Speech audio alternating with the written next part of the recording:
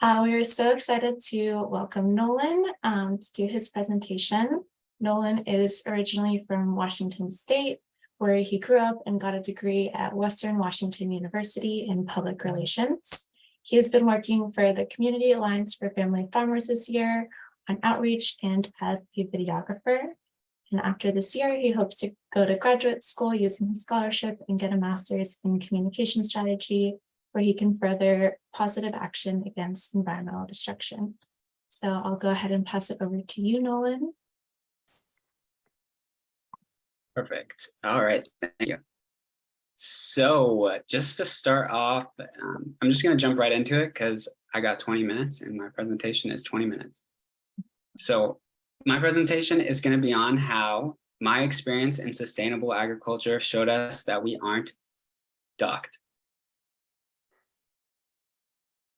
So let's see if it loads. Go back. All right, already technical difficulties, but I'll keep talking. I worked with Community Alliance for Family Farmers as a videographer and photographer, as well as doing outreach. During my time with Community Alliance for Family Farmers, I made around 15 videos that were posted online, a total of 165 minutes, and I took over 3,000 photos and sent them around 1,500. This is a video I did for Dia de los Muertos, and this is probably my favorite video that I made with CAF. So I'll just...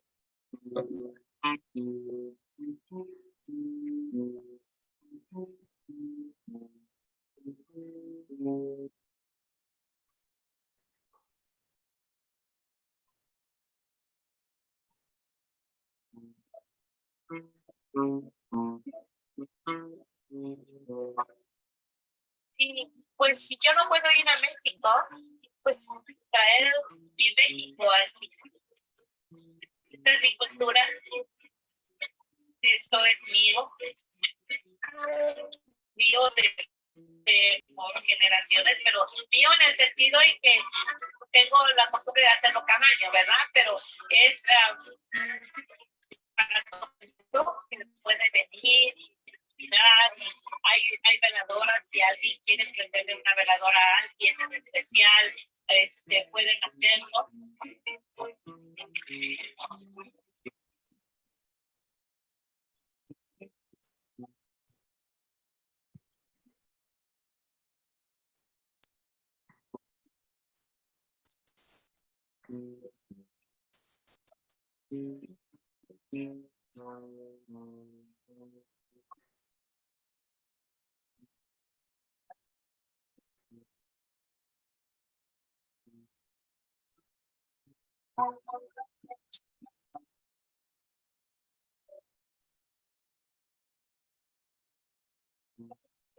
Estamos ahorita que el ser humano tiene que tomar ser como el agua.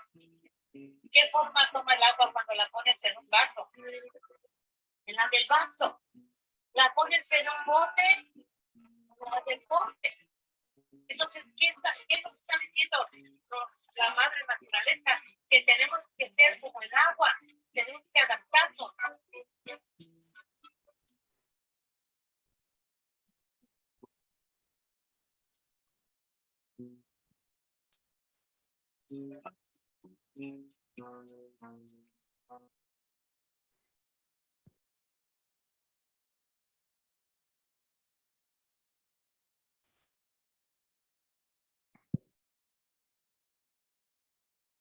Awesome.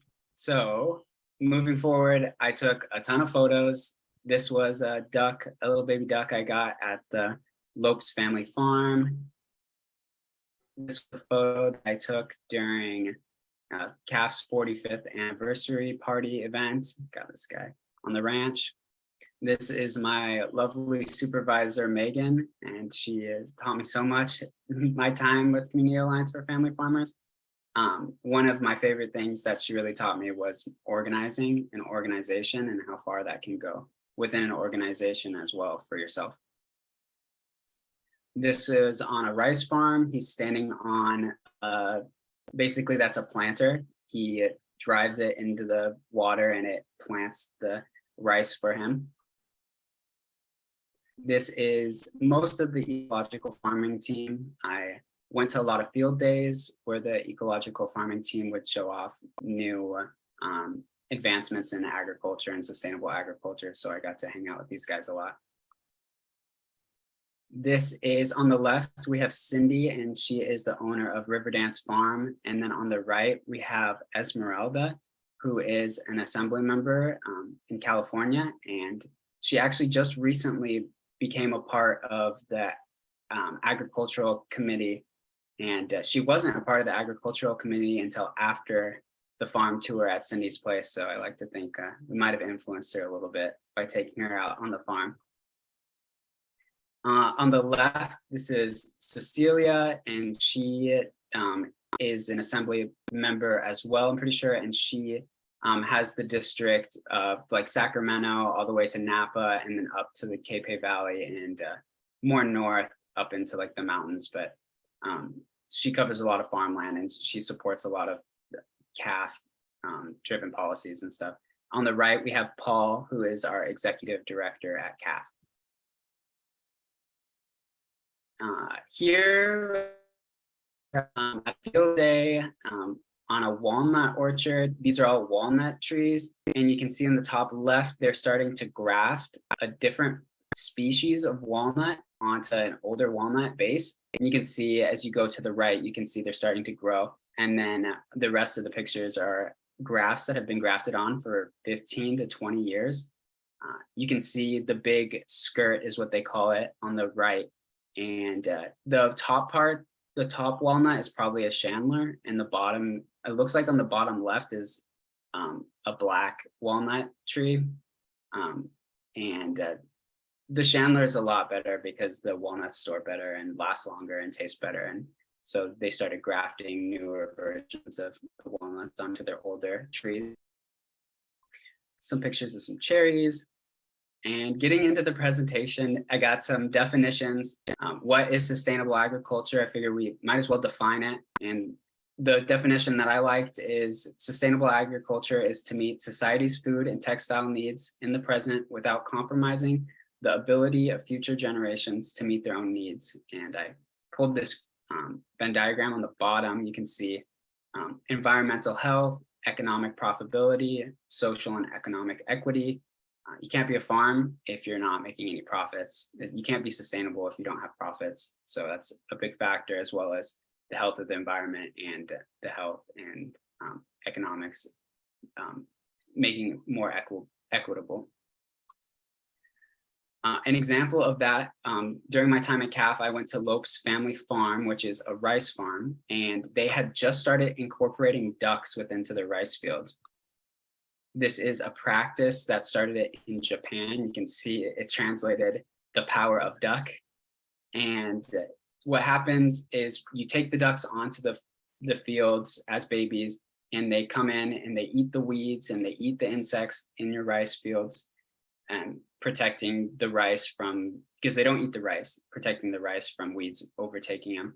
And then as the ducks grow and eat, they start to poop, which fertilizes, adds nitrogen, which allows the rice to get fertilized and grow even larger. And then when the rice grows up larger, it adds protection to the ducks and creates more of a habitat of bugs. And it's just a thriving ecosystem that cycles, and it feeds off each other. Another thing that it does when he adds ducks to his farm is it gives them two harvests. They have a harvest of rice as well as a harvest of ducks at the end of the season. All right, so now the opposite of sustainable farming is conventional farming. And a crop can be classified as conventional if synthetic chemicals are used to maintain the plants. A significant amount of chemical and energy input is required in conventional agriculture to produce the highest possible yield of crops. And I pulled a quote from the USDA. The USDA method usually alters the natural environment, deteriorates soil quality, and eliminates biodiversity. And you can see it's a corn farm. An example of a conventional farm would be the Boswell Company. And if you own a cotton shirt or have anything made of cotton, odds are it came from the Boswell Company. They have 500,000 acres. They're also been called the King of California, one of the biggest conventional farms in the world. And they use, I mean, a ton of, they need an immense amount of energy to like process and run their operation, which makes them a conventional farm. But one of the biggest things that I wanted to pull out from Boswell and from conventional farms is their water usage, because it takes a lot of water to run a farm like this. And I pulled a quote from Rick Wartzman, who was a writer for the LA Times as well as the Wall Street Journal. He wrote for the business column, and he wrote a book about the Boswell Company. And he said a bulk of the company's worth is in water rights. Boswell Company controls 400,000 acre feet of water, enough water to supply 800,000 community or families for a year. And this is all surface water. They're just talking about surface water, as far as I know, right there. Another example of a conventional farm I wanted to bring up is that just because something's organic doesn't mean it's not a conventional farm. And I pulled out Cal Organic here. So in the 90s, there started this trend of private equity funds and hedge funds coming in and buying agricultural land and using it for profit. And so these hedge funds would buy the land and then rent the land to farmers so farmers could farm it. So farmers would have to pay rent to be on the land, and they'd use the profits to buy more farmland and just keep the cycle going. So Cal Organic was bought by Tees River Investment LLC. And because of the goal of a private equity or a hedge fund is to make money, they don't care so much about the sustainability or the regenerative ag aspects of it. They care more about profits and using their resources to get more resources to create more profit. So in the case of Cal Organic, they're consuming water at a rate that is actually preventing farmers in the near area to use the water. They're taking groundwater in the Cayuma Valley at a rate that's quickly making it to where the other farmers in the surrounding areas, wells have started to dry up. Because they have the resources of the hedge funds, they're able to dig wells that are 1,000 feet deep when surrounding farms have only had wells that are 200 feet deep. And so those wells are starting to dry up because it's more about profit to them. That being said, and conventional farms make more than twice the amount of food in a fraction of the time, and it makes our food cheaper. This is not my photo, by the way. This is Walmart. So that being said, they're producing more, but if you didn't know, 40% of the food in the United States goes uneaten and is wasted. And that was a study done in 2012 by the Natural Resource Defense Council. And in this aspect, I'm just going to talk about food that's being wasted on farms, because you could get into the weeds about this, about food waste, and like food gets wasted at the grocery store, it gets wasted in transit. But just for the sake of this argument and presentation, that food is just being wasted on the farm. And it's because of a broken system that conventional farming helped create. Conventional farmers started to saturate and monopolize markets. So for example, we can think of walnuts. A conventional farm comes and has 10,000 acres of walnuts. And so they are able to sell walnuts for a lot cheaper, which means a small and a medium scale farmer are going to have to get paid less for the walnuts that they produce. And because of that, small and mid-scale farmers aren't able to afford labor because the amount of money they're getting in from the labor is less than the labor cost. So it's cheaper for small and mid-scale farmers sometimes to just have a year where all their food produced and then just dies on the field because they're not able to afford the labor to harvest it. It's cheaper to just till the food back into the ground and just hope next year that the food is worth more money. And because of market prices, this has become a thing, as well as buyer specifications. Cosmetically challenged foods are not accepted. Produce has to be a certain size, has to feel a certain way, has to look a certain way, which is creating even more food waste on the farm, leaving food unharvested. So why do we need mid and small scale farmers if conventional farms are making food that's cheaper and making more of it?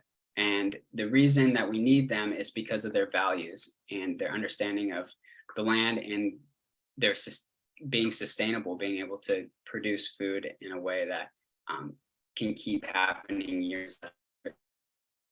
And some of the things that I found working with CAF is that small scale, medium scale farmers are showing how we can save money in a conventional way and be sustainable.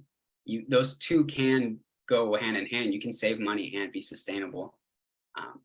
Pest management, having healthier pest management, water conservation, and then healthy foods, producing healthy foods. So my example for saving money was Clayton Handy. I interviewed him about sap sampling, and he talked about how you can, it's called sap sampling. You take a leaf and then you send it to a lab and they look at the sap within the leaf, and then they can break down every nutrient that is in that leaf and then compare it to an average within the state. So it gives you a ton of information about exactly what chemicals are in your plant. And Clayton actually started his own farm, Handy Farms, but he also works as an agronomy consultant for conventional farms. So he works with the large scale farms, and he made it his goal to make regenerative ag appealing financially to conventional farms. And one of the ways he showed them is that if you test your nutrients, you can see how being more sustainable actually saves you money, because you're using less fertilizer, you're using less water. One of the big problems with conventional farms is over-fertilizing. So having so much fertilizer that it runs off into nearby creeks or rivers or lakes and actually kills ecosystems. So by saving money on fertilizer, not only are you saving money, but you're also helping other ecosystems.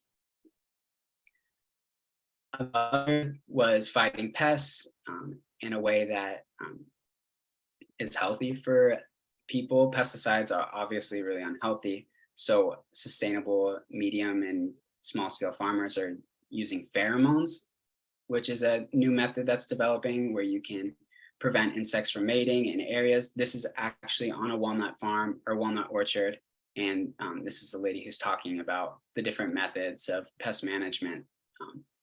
And the other big reason that we're finding on small and medium scales is biodiversity is fighting pests. And here you can see in Costa Rica, in 24 hours, there's 150 plants and animals. And then in Iowa, for 24 hours on a modern ag corn farm, they found 8 plants and animals. So if you have only 8 different species of insects in your cornfield and they all like eating corn, they're just going to have a heyday on your corn. Rather than if you had a diversity of insects and plants, you'd have predators for different insects. So it would save more crops as well as keep pests out of your unwanted pests. Sustainable ag is carving the way for water saving. There's a lot of research happening right now in water saving with the droughts that have happened in California, and the droughts becoming worse over the years. So saving water is becoming a really big deal. And so this was at a dry farming symposium in Santa Cruz, and small and mid-scale farmers are really working on like water saving methods. They're learning that soil is huge for water saving. If you have healthier soils, they can absorb more water, and if you can absorb more water, you can water less, as well as not even using water at all. Dry farming is a method that's being practiced more and more now, and it's basically using minimal water to grow crops, as well as just testing, researching, letting researchers come onto their farms and test new methods to see what works and what doesn't work. So there is hope for the small and mid-scale farmer, and there's hope for us that farming can become more sustainable and have less of an impact on the climate. One of the things that happened recently is the SIGMA, which is the Sustainable Groundwater Act. Government's now starting to take control of the groundwater, which is a good thing because, like I said before, conventional farming taking advantage of groundwater and using it at a rate that leaves small and mid-scale farmers unable to use any water. And this year, $27 million was given to storm relief and flood relief. $25 million is going to small scale farmed programming, so food hubs and whatnot. A thing that's happening that I notice is schools are starting to really invest into local farms. Schools are bringing in local food. They're realizing that children actually really appreciate having fresh local food and that it makes a difference in their life in the long run, them choosing healthier options and realizing that they shouldn't just eat what's given to them. They should do their own research. And the last thing, what we can do as consumers is buy fresh, buy local. Like I said earlier, just because something's organic doesn't mean that it's not conventional and it's not contributing to climate change. If we buy fresh and buy local and support local and mid-scale farmers, mid-small scale farmers, we can make a difference in their business and as well as help them keep practicing sustainable and regenerative practices. All right, I'm over time. These are all the videos I made and where they are, and then these are the sources that I used. And thank you for listening.